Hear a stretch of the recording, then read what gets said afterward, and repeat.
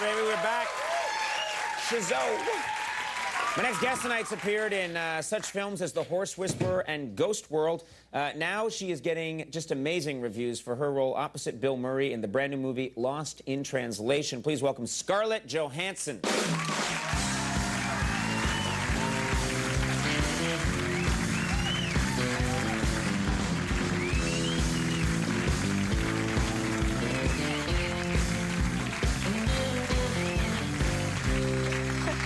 Those are the best boots I've seen on this show in a long time. Why, thank you. Those are sexy. I gotta get me some of them.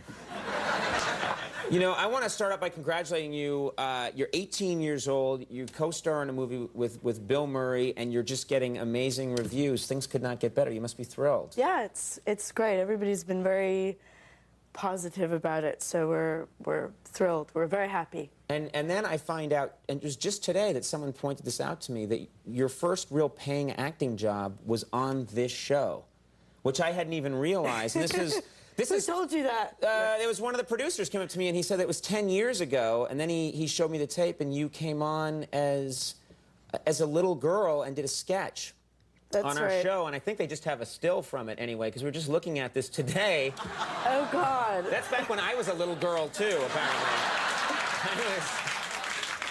You were like an 8-year-old girl. I was like a 21-year-old girl. Hi, folks. How are you?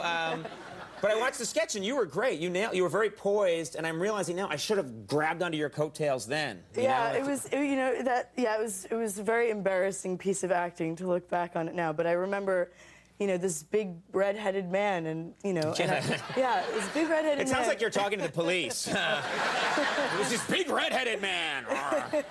And I remember Andy, after the show, you know, he was just thrilled that I was his biggest fan at the time and gave me this, you know, signed picture, and I still have it, and it's, you know. He carried those around with him back then. Apparently, yeah. That is so cool, though. I just looked back on that and I thought, wow, this is amazing. And now in this movie, you play someone who runs into, it takes place in Japan, and you run into Bill Murray, who is playing a big American star who's gone over there to shoot a commercial in Japan, which a lot of big American stars do. Yes, that's true, actually. I mean, I think we actually got it. I think Sophia had seen, you know, Kevin Costner in a, you know, I don't know, a tampon commercial or something. Well, that's a terrible image, but, you know, I mean, everybody does, you know, everybody Kevin Costner is selling tampons in Japan? Well, you know, somebody has to. Right, you know. Somebody's got to do it, and Costner's like, I'll do it. What? It's such a weird image. But it's true, is that, you know, movie stars go, I mean, Charlie, you did that right? Yes, I did. Yeah, I sold air conditioners. And, this was door to door, actually. Absolutely, yeah. Yes. And shoes. Shoes, really? Yes, and cigarettes. And the appeal over there is that actors get self-conscious about, I don't want to be in a commercial, but if you do it over there, no one will see it. Right, nobody ever sees it except for, you know, other actors looking to make a big buck, I guess, you know. So it's, those are the only people that ever go, what? So when you were over there, Charlie, if you're over there, you'll see Charlie's, you know, air conditioning commercial, and he'll see Costner's tampon commercial. And we just don't say, you know, and nobody wants to say anything, so they just keep it hush-hush, you know. Right. Well, it's cool, and now we've blown the lid off this whole thing. Yeah.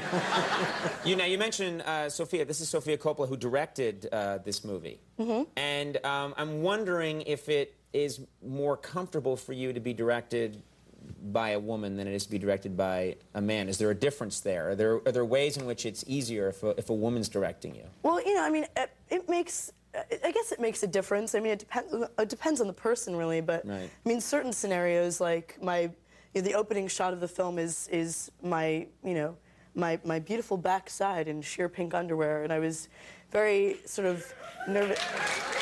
Thank you. Yeah, there were a lot of film buffs turned out here tonight. I was really. We love cinema. Yay. I was really nervous about doing it, so, you know, Sophia said, oh, well, I said I don't want to wear the underwear, and she said, fine, I'll try the underwear on, and if you still, you know, if you can't stand it, then, of course, you don't have to do it, and, you know, that was kind of nice, as opposed to, you know, I don't know, Bob Redford putting on sheer pink underwear, which is... Trust me, it's not worth it, you know?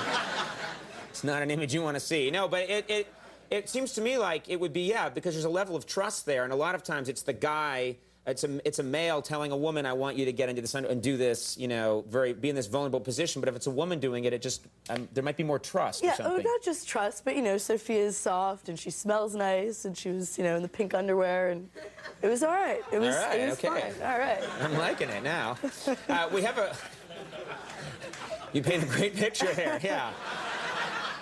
We have a clip here from Lost in Translation, and which scene is this in the movie? Well, apparently this is Bill and I have seen each other in the hotel. We're at the Park Hyatt in Tokyo, and you know, he's this tall American guy, and I'm this small American girl, and we recognize something in each other, and we are meeting at the bar for really the first time. Okay, let's take a look at this clip from Lost in Translation. So, you having a nice time? Get your coat. Good to see you. I hope you've had enough to drink. It's going to take courage. It's such a nice, natural thing happening between you two. Thank you. Thank you. Lost in Translation is now playing in select theaters, and then it's expanding further in the weeks ahead. And people are talking so much about this film that I have no doubt it's just going to be everywhere. But people should go and see it. And it's just. I guess it's been 10 years, but things are going so great for you. Congratulations. Thank it's you. really nice. Thank you very much. Yeah, good to have you here. Scarlett Johansson, everybody. We'll be right back. My Morning Jacket is sticking around.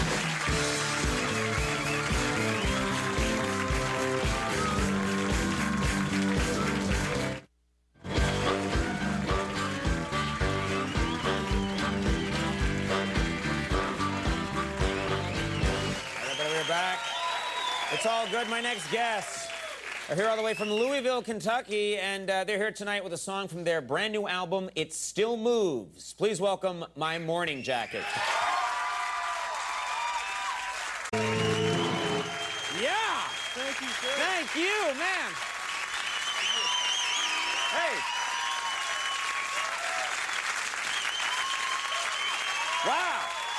That was great. I am buying that record, My Morning Jacket. We'll be right back. Stick around. That was great.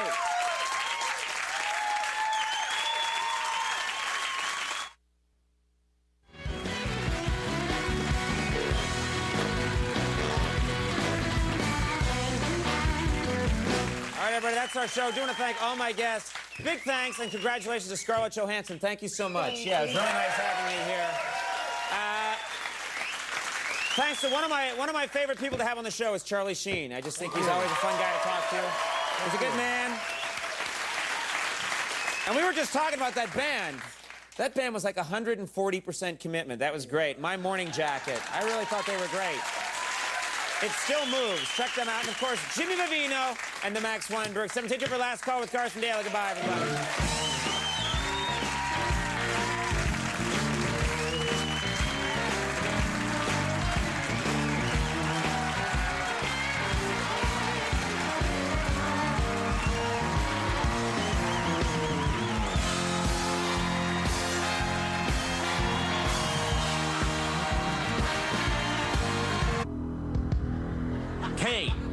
Secrets.